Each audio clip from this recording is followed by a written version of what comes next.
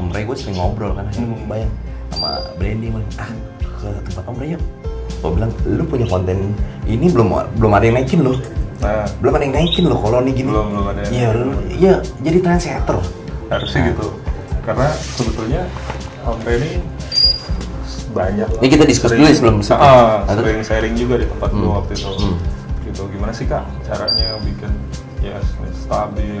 Karena kan dari dulu memang gue sebetulnya spesialis di pembesar. Iya tahu gue, untuk gue bayang fans gue lu. Terus susah aja. Nah setelah itu dari gue bikin pakan ini kan dari 2004 gue udah mulai pakai sendiri sampai 2008 baru mulai gue bisa produksi gitu, baru mulai gue bagi sebar deh ke teman-teman dekat aja gitu. Iya betul. Nah buat Om Ray nanya berarti risetnya 2004 sampai sekarang nih udah jalan 2020, 16 tahun loh. Untuk pakan ini mungkin keluar itu dari 2008 launching produknya 2008 kan? 2008 sampai sekarang lah. Oke. Dulu awalnya gue hanya udah teman-teman dekat aja deh gue kasih gitu. Setelah itu mereka ngerasa cocok, cobalah gue pasarin di 2008 sampai sekarang berarti kurang lebih udah 12 tahun ya nih pakan. 12 tahun nih pakan gitu. Dan dari dulu sampai sekarang gue nggak pernah namanya ngerubah bahan baku. Komposisi semua segala macam tetap gitu. Nah, walaupun terkadang orang suka berpikir pakan gue terlalu mahal. Gitu untuk kisaran pakan kenari yang dengan berat 250 gram pakan impor aja rata-rata 35.000 gue jual di 80.000 gitu. Gitu, tapi ya alhamdulillahnya sampai sekarang pakan ini tetap bisa laku gitu dan dipakai sama orang. Nah, bicara tentang harga tentunya ada value-nya kan. 80.000 lo punya value-nya. Nah, lo ngeriset dari 2008 launching sampai 2020. Berarti 12 tahun lo ya. 12 tahun pretestnya 4 tahun lo share ke teman-teman. Betul. Nah, ini kan ada dua kemasan nih. Apa sih komposisinya, apa manfaatnya? Tentunya punya alasan sendiri kan dari dua kemasan ini. Dari pakan ini sebetulnya adalah pakan bermasalah intinya. Oh, ini yang ini bermasalah. Coba gue buka ya. Oke, siap.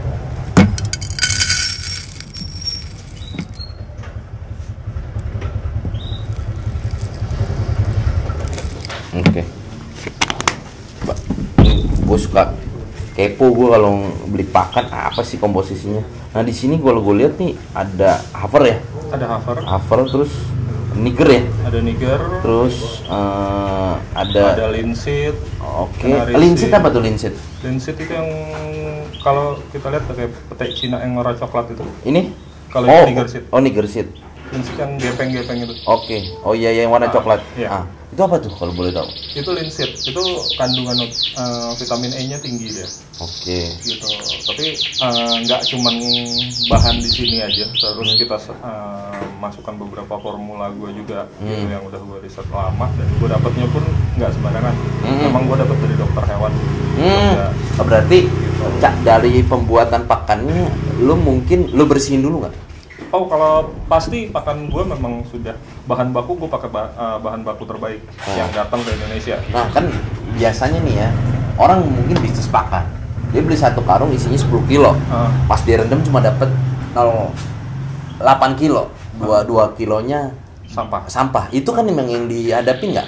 Kalau dalam itu memang harus dijalanin kan? Harus dijalanin. Kan banyak juga orang main bikin pakan bahan kiloan, main asal ngaduk dulu, langsung dimakanin, tapi kopong. Nah, itu burung tuh malah sering sakit, gue pernah tahu tuh. Malah banyak masalahnya di situ. Karena gue memang pada dasarnya pecinta binatang, dari burung, kelinci, gue selalu membuat pakan itu yang gimana caranya nutrisinya terbaik buat mereka. Gitu. Kendalanya pemain kenari sekarang dari dulu sampai sekarang, kalau burung itu bukan dicukupi nutrisinya, tapi birahinya dibuat agar dia bisa stabil. Padahal itu mengurangi nutrisi yang ada. Jadi selama ini orang kalau mabung dikasih polosan aja. Oh iya, polosan pakan. Terus gitu. Nah, kalau gua dari zaman dulu sampai sekarang, mungkin kalau orang-orang tahu, mungkin lihat ulasan-ulasan gua dari siapa yang nggak kenal? Ini gua fansnya. Dari tahun gua pertama main kenari, gua tahu Nagasari. Ini gue grogi gue sebenarnya gue ngobrol. Gue baru anak kemarin sore, tapi gue nggak menutup kemungkinan gue ngambil ilmunya buat teman-teman semua biar bisa makin oke lagi main kenari. Lanjut Om. Dari awal orang-orang pasti berpikir saatnya mabung, saatnya mereka istirahat, mereka polos, nol lah kata orang. Tapi itu berbalik dengan gue, gitu. Karena gue belajar dari beberapa dokter hewan dan kawan-kawan gue di Jogja, burung mabung itu adalah saatnya burung butuh nutrisi terbaik, gitu.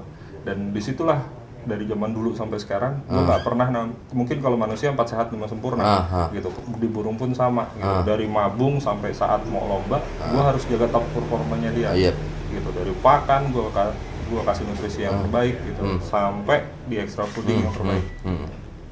Nah, sekarang beberapa tahun inilah gue sudah keluarin makanan ini. Intinya sih mempermudah kawan-kawan di kicauan burung yang miara kenari, agar setelah mabung burung mereka tuh bisa terperform lagi. Gitu. Karena posisinya kita lihat pakan-pakan yang masuk ke Indonesia, karena iklim di sana kan di Eropa, 2 musim, betul, kita 3 musim. Nah, itu penting juga sih, gitu. Karena harusnya pakan yang diciptakan di Indonesia adalah bisa dapat menyesuaikan dengan kebutuhan iklim di Indonesia, gitu. Selama ini orang bikin asal bikin aja. Nah, umumnya kan identiknya orang Indonesia ya, atau gue sebagai pecinta kenari. Prinsipnya sederhana, cuma minta bikin mau pakan kenceng, pakan rendah. Nah, ya kan? Nah, kalau lo kan tadi pikir lebih jauh lagi di luar di Indonesia berapa musim? 3 ya? 2 musim di luar 3 musim. Sampai lo pikir sepanjang itu kan? Sekarang gini, nutrisi yang kita butuhkan. Orang luar negeri hidup di Indonesia makan nasi, kan nggak cocok. Bayang. Gitu. Bule punya anaknya hidup di Indonesia dengan iklim Indonesia, makan dengan makanan nutrisi Indonesia, dia kesana belum tentu cocok, langsung cocok, kan harus ada adaptasi. Itu sih yang logika utamanya yang gue ambil dari situ. Gitu. Terus kedua, intinya nutrisi gitu. Karena orang-orang berpikir pakan kencang dan pakan rendah gitu. Itu. Ini pakan kencang banget kan? Sebetulnya bukan kencang gitu. Perubahan nutrisi yang ada dalam tubuh kita, gitu ya. Biasanya kita cuma makan nasi sama tempe gitu. Kalori yang kita dapat cuma segini. Taruhlah kita lari cuma 2 km gitu. Terus kita makan daging, terus makan nasi dengan konsumsi susu, gitu. Rutin seperti itu, otomatis kalori yang kita dapat akan lebih, dan pada akhirnya kita akan mendapatkan hasil yang lebih maksimal dong. Gitu. Nah itu sih pada intinya di situ. Cuman memang orang berpikirnya kalau gue kasih pakan kenceng, gue kasih pakan ini kekencengan, dan pada akhirnya burung gue akan galak nih, nabrak-nabrak. Ya itu adalah proses adaptasi. Betul. Gitu. 1 sampai 30 hari pertama itu adalah adaptasi. Betul. Gitu. Dan setelah itu dia beradaptasi dengan pakan yang ini. Dan dia kan terbiasa. Gitu. Dan ya bukannya gue sombong. Gitu. Kalau kita bicara umur Nagasari dari 2004 sampai 2008 kenari terbaik se-Indonesia. Sampai 2012 dia masih bisa tampil berkat pakan ini. Berarti itu udah berapa tahun? 2004 sampai 2012, 8 ya? 8 rata-rata. Tuh, kenari besar favorit.